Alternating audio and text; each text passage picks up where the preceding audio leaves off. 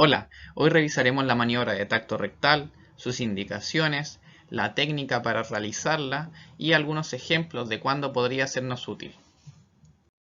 Para hablar de tacto rectal, inicialmente debemos saber las indicaciones ante las cuales esta maniobra se recomienda. En primer lugar, el dolor abdominal, ya que es útil recordar que el tacto rectal es un segmento o apartado dentro del examen físico abdominal, haciendo que esta indicación tenga sentido para confirmar o descartar ciertas patologías. Otras indicaciones son los síntomas rectoanales, que ya revisamos en un video previo, como dolor anal o perianal, cambios de hábito intestinal como incontinencia o constipación, otras como pruritos, sangrados digestivos y masa no rectal. Aquí realizar una acotación sobre los sangrados digestivos, ya que no solo los distales como la rectorragia son una indicación útil, sino que también podría ser ante sospecha o presencia de una hemorragia digestiva alta para confirmar o descartar la posible existencia de una melena. Otra indicación es ante politraumatismo, ya que en este contexto debemos evidenciar y exponer todos los segmentos posibles que pueden haber sido injuriados en el contexto de este trauma. Finalmente, la sospecha de malignidad, dada su gravedad y dado que algunos cánceres pueden estar al alcance de un dedo.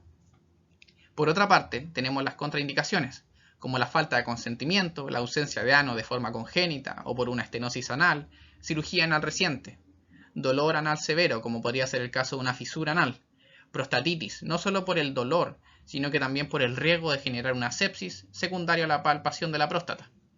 Neutropenia, ya sea con una RAN absoluta menor a 100 células por milímetro cúbico, o la clásica contraindicación en neutropenia febril, que es un contexto de urgencia, de gravedad, en donde se debe hacer un examen físico completo acucioso, con excepción del tacto rectal.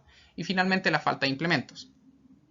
Con esto en mente, tenemos que tener presente al momento previo de realizar el examen, tener un ambiente apropiado, ¿cierto? Con bastante luz apropiada, privacidad para el paciente, realizar una explicación de qué consiste la maniobra, disminuir la ansiedad, vergüenza o incomodidad que pueda sentir el paciente previo al examen y finalmente obtener un consentimiento apropiado para realizar la maniobra.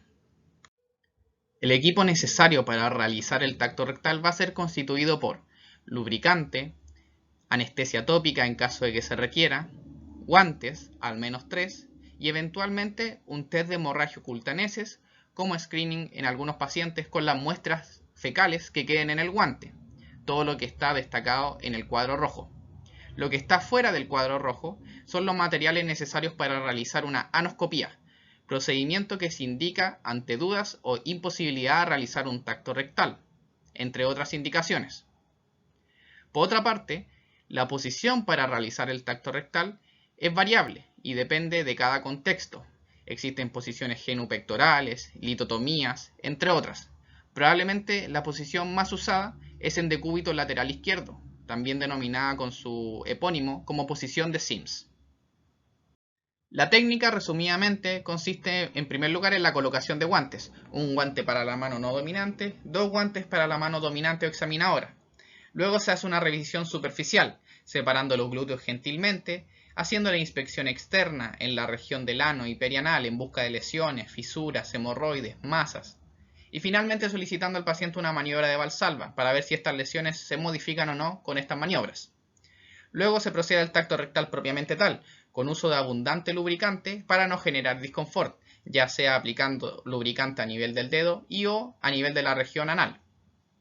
Se procede a la introducción lenta de un dedo, avanzando lentamente hacia la cavidad rectal, a medida que el esfínter se relaja. Una vez introducido el dedo en la cavidad rectal, este debe ser rotado para palpar todas las paredes y sus posibles lesiones de la cavidad rectal. Y importante énfasis en los pacientes que tengan próstata, ya que requiere una palpación dirigida hacia este órgano. Finalmente se retira lentamente, se procede al retiro de los guantes y aseo. Por lo tanto, las perlas en primer lugar para este examen es evaluar la presencia de lesiones externas y sus factores modificantes.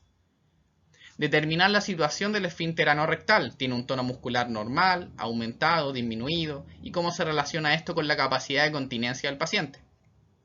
Analizar la anatomía de la ampolla rectal, como la presencia de masas, heces y qué características tienen estas heces, su consistencia, su tamaño, su dureza, su firmeza. Y en caso de que el paciente tenga, palpar la próstata.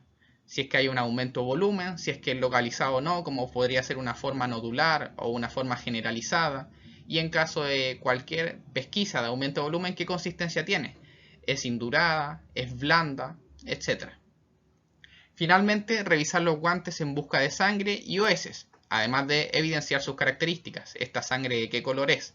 ¿Estas heces qué características tienen? Y finalmente, en caso de ausencia de sangre y disponibilidad de un test de hemorragia oculta, se puede realizar este examen de screening. Para ejemplificar la utilidad del tacto rectal es que revisaremos el cuadro de fecaloma y sus signos descritos. Se entiende por fecaloma la acumulación de materia fecal a nivel del recto sigmoides, principalmente y en la mayoría de los casos a nivel de la ampolla rectal. Tiene como característica que esta acumulación no puede ser eliminada, generando disconfort.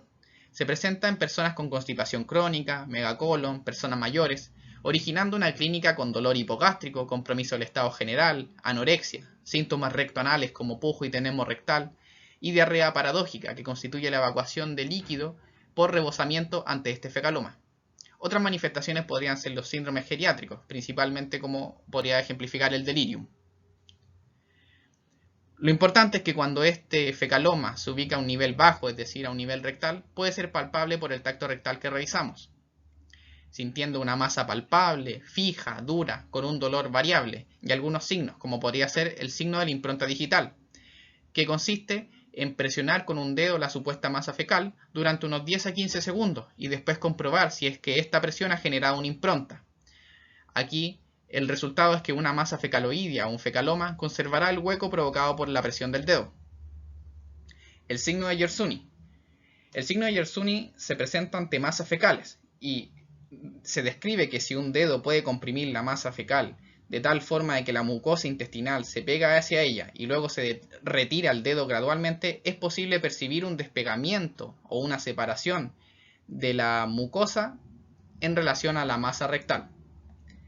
Por otra parte, tenemos el signo de Finocchieto. Este signo consiste en que se ausculta con el estetoscopio, el fonendoscopio aplicado sobre el hipogástrico y se ejerce una presión ligera y en caso de que exista fecaloma, al retirar lentamente esta compresión, la mucosa intestinal se despega del fecaloma produciendo una crepitación o un chasquido. Finalmente, el tacto rectal tiene la gran utilidad de descubrir patología neoplásica maligna que esté al alcance de un dedo. Es así como tenemos la epidemiología en nuestro país respecto al ranking de incidencia y mortalidad del cáncer de próstata y cáncer colorectal para evidenciar este problema. ¿Qué dicen nuestras guías? Que se recomienda investigar apropiadamente a pacientes sobre 50 años con síntomas y signos con alto valor predictivo y ante sospecha clínica de cáncer colorectal. Y para cumplir esta recomendación debemos realizar un examen de tacto rectal, ya que podrían haber síntomas y signos con alto valor predictivo positivo en los pacientes. También nos dice que se recomienda realizar un test de hemorragia oculta anual en todo adulto mayor de 50 años, y esto puede ser realizado gracias a la maniobra de tacto rectal. Por otra parte, la guía de cáncer de próstata nos dice que los pacientes mayores de 40 años con sintomatología urinaria, por ejemplo síntomas obstructivos, deben ser examinados por tacto rectal y AP. Y ante todo paciente con tacto rectal alterado se debe solicitar un examen de antígeno prostático específico o AP. Y cuando un paciente presente tacto rectal o un AP alterado, debe ser remitido para evaluación por urología. Muchas gracias por escuchar, espero que les haya gustado este video y les sea de utilidad en la práctica clínica.